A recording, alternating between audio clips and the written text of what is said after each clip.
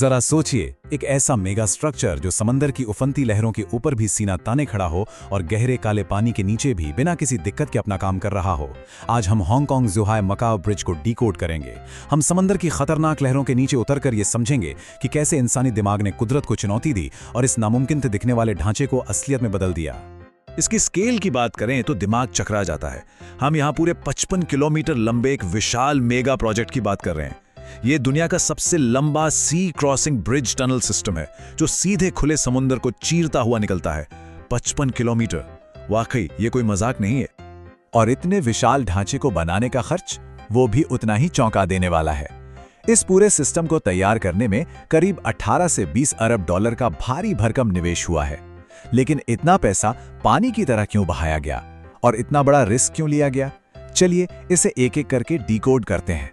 तो सबसे पहली और बड़ी बाधा थी एक असंभव समुद्री क्रॉसिंग, पर्ल रिवर डेल्टा का पर्यावरण।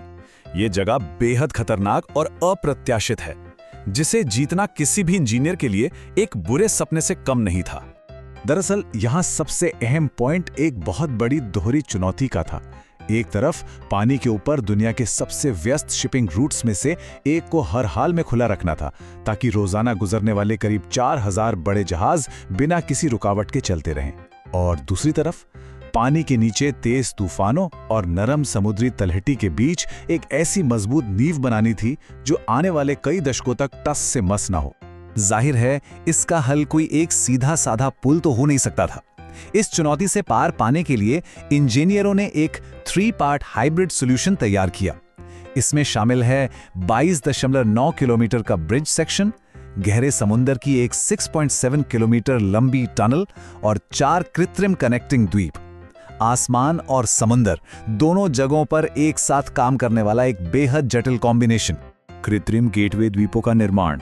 अब सवाल ये उठता है कि हवा में इतने ऊंचे पुल से ट्रैफिक को पानी के नीचे टनल में सुरक्षित रूप से कैसे ले जाया जाए? ये ट्रांजिशन असल में कैसे मुमकिन हुआ?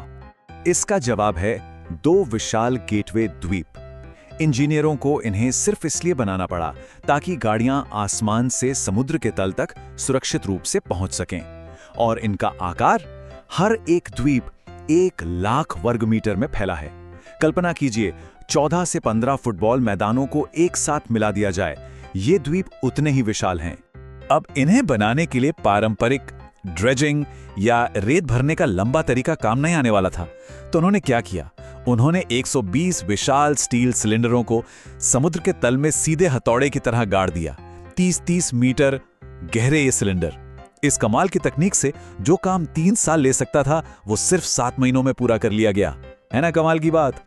और इस तकनीक का एक और बेहद शानदार पहलू यह था कि इसने डीप इंसर्ट स्टील का इस्तेमाल करके समुद्री तलहटी की खुदाई को बहुत कम कर दिया।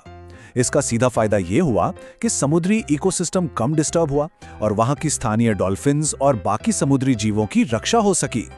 द संकन इमर्स टनल, यानी पानी के नीचे डूबी हुई सुरंग।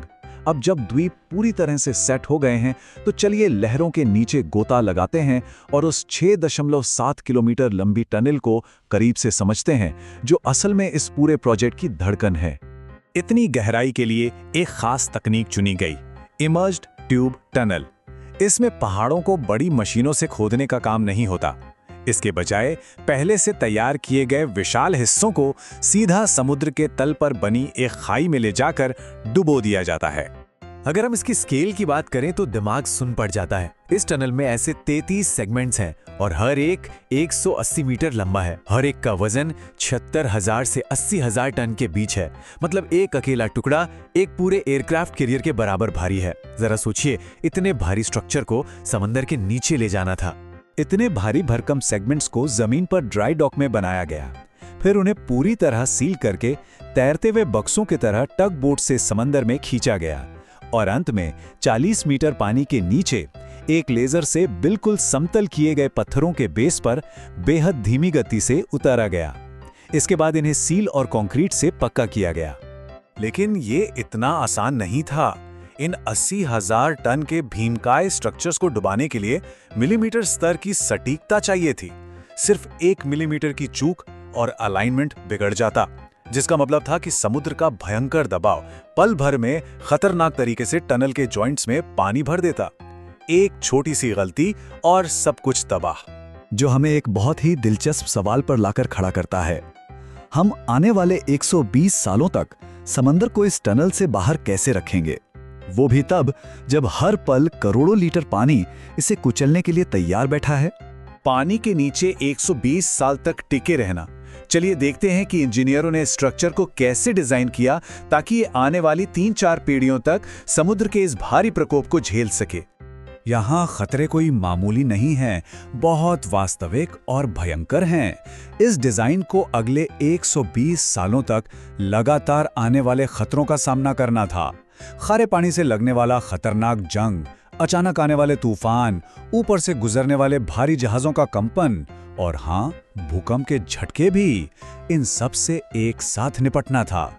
और यहीं पर एंट्री होती है एक सीक्रेट वेपन की, जिसे जीना गैस्केट कहते हैं। ये कोई आम रबर नहीं है, ये एक बहुत ही स्पेशल रबर सील है जो वास्तव में समुद्र के पानी के ही भारी दबाव का इस्तेमाल करके टनल के जॉइंट्स को पूरी तरह से वाटरटाइट बना देती है। मतलब पानी का दबाव जितना ज्यादा, ये सील उतनी ही टाइट होती जाएगी। है ना मास्टर स्ट्रोक? स्ट्रक्चर को तूफानों से और भी ज्यादा सुरक्षित करने के लिए सतह पर आर्मर ब्लॉक्स और पानी के नीचे ब्रेकवाटर्स लगाए गए। लेकिन सबसे अच्छी बात यह है कि ये ब्लॉक्स लहरों की ताकत तो कम करते ही हैं, साथ ही ये समुद्री जीवों के लिए कृत्रिम चट्टान या रीफ का भी काम करते हैं। प्रकृति और इंजीनियरिंग का क्या बेहतरीन तालमेल है। भविष्य बदलने वाला ब्लूप्रिंट। चलिए अब जरा पीछे हटकर बड़ी तस्वीर देखते हैं। ये समझना जरूरी है कि आखिर इतनी मेहनत, इतना बड़ा जोखिम और 127 अरब चीनी युआन का ये बेतहाशा खर्च, क्या ये वाकई में जायज था? अगर हम सफर के समय में आए बदलाव को देखें तो जवाब है बिल्कुल। इस मेगा ब्रिज ने सब कुछ बदल कर रख दिया है। जो सफर पहले कई थका देने वाले घंटे लेता था, अब वो सिमट कर लगभग 40 मिनट की एक आसान और आरामदायक यात्रा में बदल गया है। समय और अर्थव्यवस्था दोनों के लिए ये गेम चेंजर है। ये 24 घंटे चलने वाला मेगा प्रोजेक्ट सिर्फ एक पुल नहीं है, ये हांगकांग, मकाओ और मेनलैंड चीन को भौतिक और आर्थिक रूप से हमेशा के लिए जोड़ता है। इसके अलावा ये पूरी दुनिया के लिए एक शानदार ग्लोबल ब्लूप्रिंट बन गया है कि भविष्य के गहरे समुद्र वाले इंफ्रास्ट्रक्चर प्रोजेक्ट्स को कैसे अंजाम दिया जाए। किसी ने सच ही कहा है कि किसी मेगा प्रोजेक्ट का असली पैमाना उसकी लंबाई और लागत से कहीं अधिक गहरा होता है। उन कंक्रीट की दीवारों और चमकती एलईडी लाइटों के पीछे असल में इंसानी जज्बे की एक कहानी है, जो हजारों टन उथल-पुथल वाले पानी के ठीक नीचे बिल्कुल शांति से अपना काम कर रही है। इन अविश्वसनीय इंजीनियरिंग चमत्कारों को देखने के बाद दिमाग में बस एक ही सवाल आता है, इंसानी इंजीनियरिंग अगली कौन सी असंभव भौतिक बाधा को जीतेगी? क्या हम समंदर से भी आगे निकलकर कुछ और बड़ा करेंगे? ये सवाल हमें भविष्य के लिए बहुत कुछ सोचने पर मजबूर कर देता है।